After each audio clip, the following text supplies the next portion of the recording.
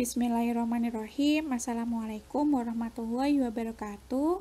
Salam sejahtera untuk kita semua. Hai teman-teman mahasiswa, apa kabar? Semoga kita semua dalam keadaan sehat dan tetap semangat ya dalam menjalani aktivitas setiap harinya. Puji syukur marilah kita panjatkan kepada Allah Subhanahu wa taala karena atas rahmat dan karunia-Nya, alhamdulillah kita semua bisa bertemu kembali dalam pembelajaran daring saat ini. Salawat serta salam senantiasa terlimpah curahkan kepada junjungan Nabi besar kita, yaitu Nabi Muhammad Shallallahu Alaihi Wasallam. Mudah-mudahan kita semuanya bisa mendapatkan syafaat beliau. Pada kesempatan kali ini, izinkan saya untuk menjelaskan materi tentang perubahan iklim dan dampaknya terhadap lingkungan, spesial untuk pemanasan global, dampaknya serta mitigasinya. Di pertemuan kelima mata kuliah Kapitalis Lekta Biologi. Mari kita simak bersama-sama agar kita bisa memahami seperti apa perubahan iklim dan dampaknya terhadap lingkungan, terutama pemanasan global. Global warming atau disebut sebagai pemanasan global itu merupakan kejadian meningkatnya suhu rata-rata atmosfer yang menyebabkan suhu bumi menjadi meningkat. Peneliti dari Center for International Forestry Research itu menjelaskan bahwa pemanasan global adalah kejadian terperangkapnya radiasi gelombang panjang matahari yang disebut sebagai inframerah yang dipancarkan ke bumi oleh gas rumah kaca. Definisi lain dari pemanasan global itu merupakan suatu fenomena secara global yang dipicu oleh kegiatan manusia, terutama yang berkaitan dengan penggunaan bahan fosil dan kegiatan alih guna lahan gitu ya. Kegiatan-kegiatan tersebut gitu ya menghasilkan gas-gas yang semakin lama tuh semakin banyak jumlahnya dan mengendap di atmosfer, terutama pada gas karbon dioksida gitu ya atau CO2 melalui proses yang disebut efek rumah kaca. Nah, istilah efek rumah kaca ini merupakan istilah yang cukup erat kaitannya dengan pemanasan global.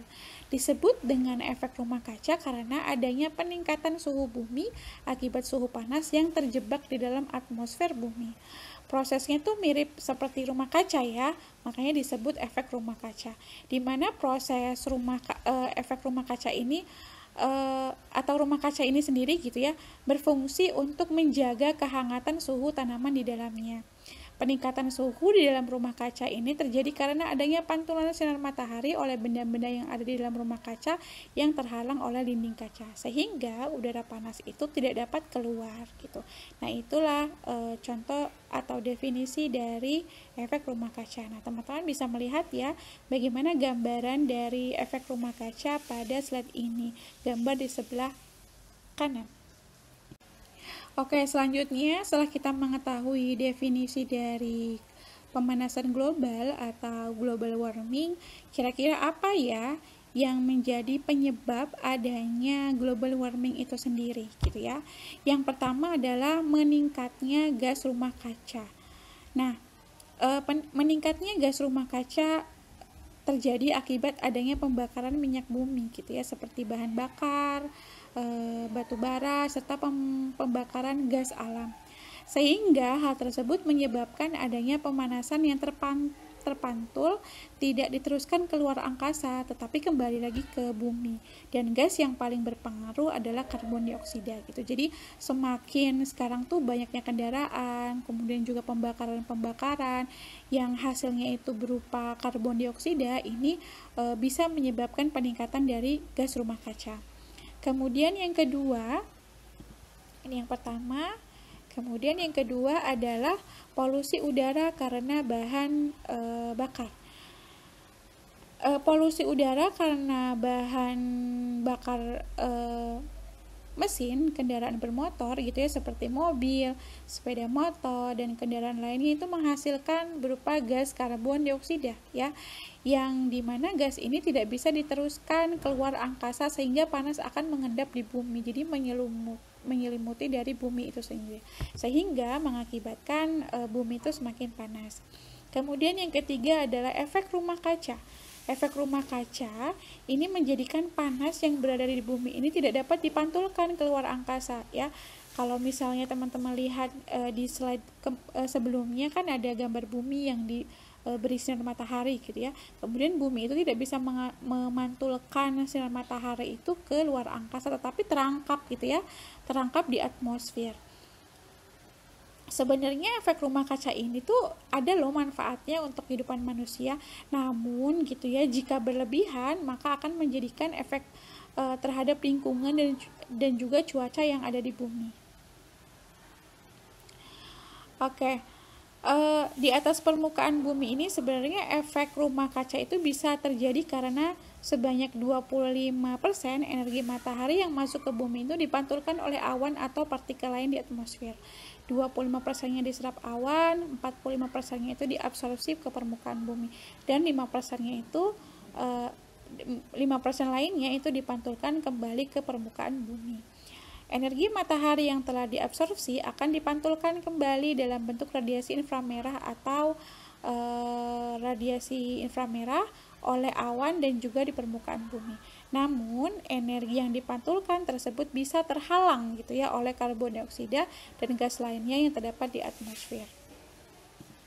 Selanjutnya ada penggunaan CFC secara berlebihan. Ini adalah suatu bahan kimia yang diproduksi untuk berbagai kebutuhan ya. Peralatan rumah tangga seperti AC, kemudian juga pendingin ruangan ataupun kulkas ya. Nah, CFC ini menyebabkan adanya penipisan pada lapisan ozon. Karena zat kimia ini perusak lapisan ozon gitu ya.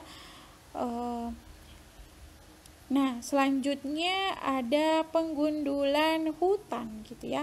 Nah, penggundulan hutan ini merupakan salah satu kerusakan hutan juga yang menyebabkan pemanasan global. Dimana kalau teman-teman sudah pernah mempelajari tentang konsep fotosintesis gitu ya, hasil respirasi kita, hasil pembakaran yang menghasilkan karbon dioksida itu sebenarnya bisa diserap oleh tumbuhan sebagai bahan baku proses fotosintesis ya, si karbon dioksidanya itu. Tetapi karena tumbuhannya sekarang mulai ditebang gitu ya, adanya penggundulan hutan, itu menyebabkan karbon dioksida tersebut tidak bisa diolah gitu ya, tidak bisa diolah oleh tumbuhan karena tumbuhannya pun dihilangkan gitu ya. Maka ini menjadi salah satu pemicu adanya pemanasan global karena sebenarnya tumbuhan itu bisa loh menguraikan karbon dioksida menjadi oksigen. Nah, oksigen itu kan sebagai bahan baku kita untuk bernafas gitu ya. Kemudian yang terakhir adanya sampah plastik. Nah, sampah plastik pun menyebabkan adanya pemanasan global. Selanjutnya, setelah kita mengetahui penyebab adanya pemanasan global, selanjutnya adalah apa ya dampak dari pemanasan global gitu ya. Nah, pemanasan global itu kan peningkatan suhu rata-rata bumi gitu ya akibat adanya gas rumah kaca atau efek rumah kaca di atmosfer. Gas-gas ini tuh bisa menyebabkan penahanan dari panas matahari yang nantinya adanya efeknya berbagai perubahan lingkungan yang berdampak besar pada kehidupan di bumi gitu ya. Nah, kira-kira dampaknya seperti apa? Yang pertama adalah pemanasan global. Karena adanya pemanasan global, meningkatnya suhu bumi gitu ya. Ini menyebabkan daerah-daerah di kutub yang notabene merupakan ekosistemnya es gitu ya, ini mencair. Nah, mencairnya dari es di kutub ini menjadi ancaman ke daerah-daerah lain karena permukaan lautnya itu menjadi naik gitu ya. Tadi yang harusnya menjadi es karena ada perubahan lingkungan, ada ada pemanasan suhu global, suhu rata-rata buminya meningkat, jadi es-es yang ada di kutub itu mencair. Airnya itu bisa menyebabkan permukaan laut itu menjadi naik ya. Nah, ini menjadi ancaman gitu ya, terutama pada daerah-daerah pesisir, pulau-pulau kecil bisa tenggelam akibat dari permukaan laut yang naik ini. Kemudian yang kedua adalah curah hujan yang tinggi, dan cuaca ekstrim. Nah, perubahan suhu mempengaruhi pola sirkulasi udara dan juga curah hujan di berbagai wilayah. Beberapa daerah mengalami hujan yang secara berlebihan gitu ya, sehingga menyebabkan kebanjiran. Tetapi ada juga nih daerah-daerah yang justru malah nggak dapat curah hujan, sehingga menyebabkan kekeringan yang begitu panjang gitu ya. Kemudian yang ketiga, adanya kegagalan panen. Perubahan suhu dan juga pola hujan yang tidak bisa diprediksi ini menyebabkan gangguan pada masa tanam dan pertumbuhan dari tanaman yang harusnya misalnya ya, kalau di Indonesia ada musim menanam padi gitu ya di bulan X gitu. Karena ada perubahan lingkungan ini, maka itu tidak menjadi musim tanam lagi gitu ya. Itu mempengaruhi pertumbuhan tanaman. Selanjutnya ada hilangnya terumbu karang. Suhu laut ini meningkatkan atau menyebabkan pemutihan dari terumbu karang atau coral bleaching gitu ya. Karang ini menjadi kehilangan alga sebagai simbiosisnya, menyebabkan menjadi warnanya putih dan akhirnya bisa mati jika suhu itu tidak segera normal.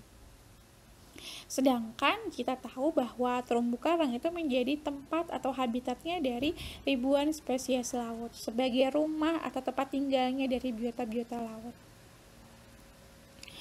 Selanjutnya ada kepunahan berbagai spesies. Perubahan suhu dan habitat menyebabkan banyaknya spesies tidak mampu beradaptasi. Misalnya hewan di kutub utara yang notabene dia biasa hidup di daerah yang suhu rendah gitu ya. Tapi karena kenaikan rata-rata suhu bumi ini menyebabkan daerah tersebut menjadi panas. Nah, itu juga mempengaruhi dari kepunahan dari hewan kutub tersebut. Kemudian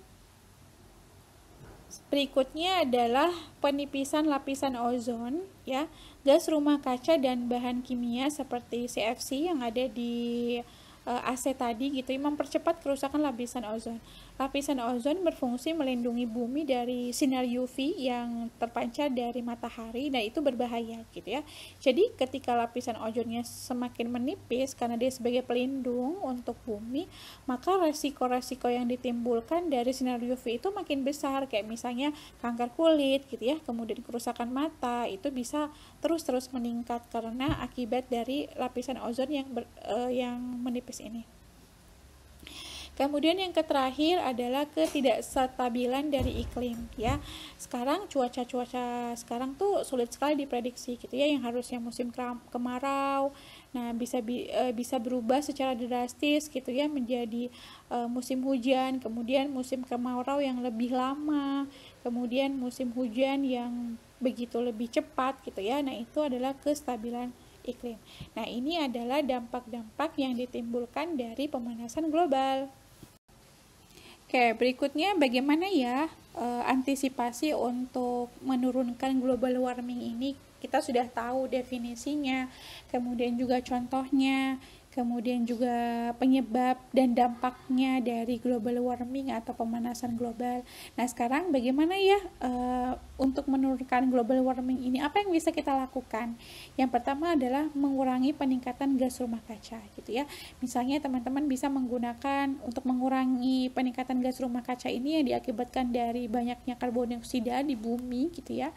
Itu bisa dengan cara teman-teman mengurangi penggunaan kendaraan gitu ya, bisa menggunakan sepeda gitu kan. Kalau sepeda kan tidak mengeluarkan karbon dioksida ya, atau misalnya menggunakan kendaraan umum, bus itu kan dalam satu bus itu bisa menampung puluhan orang gitu ya, dibandingkan teman-teman harus membawa kendaraan satu persatu. Misalnya satu orang memakai satu motor, dibandingkan dengan dalam satu bus itu kan lebih meminimalisir gitu ya karbon dioksidanya. Kemudian mengurangi polusi udara karena bahan bakar, sama ya tadi bisa salah satu solusinya teman-teman menggunakan kendaraan umum gitu ya, menggunakan kereta, menggunakan sepeda untuk alat transportasinya. Kemudian mengurangi efek rumah kaca kemudian meniadakan penggunaan CFC gitu ya, kemudian tidak melakukan penggundulan hutan. Nah, ini juga sama ya teman-teman, kita sekarang tidak boleh menebang pohon, karena kita tahu pohon itu atau tanaman itu adalah salah satu yang bisa merubah karbon dioksida, gas yang ada di atmosfer yang menyebabkan global warming itu. Dengan tidak menebang pohon gitu ya, dengan tidak menghilangkan hutan ya, terutama tanamannya itu, kita bisa membantu bumi untuk mengurangi dari karbon dioksida, karena karbon dioksida yang ada di bumi itu bisa diurai oleh tumbuhan menjadi oksigen. Nah, oksigen ini nantinya akan kita pakai untuk bahan baku pernapasan kita gitu ya, gas yang kita hirup untuk bernafas. Dan terakhir, pengurangan penggunaan plastik sekali pakai.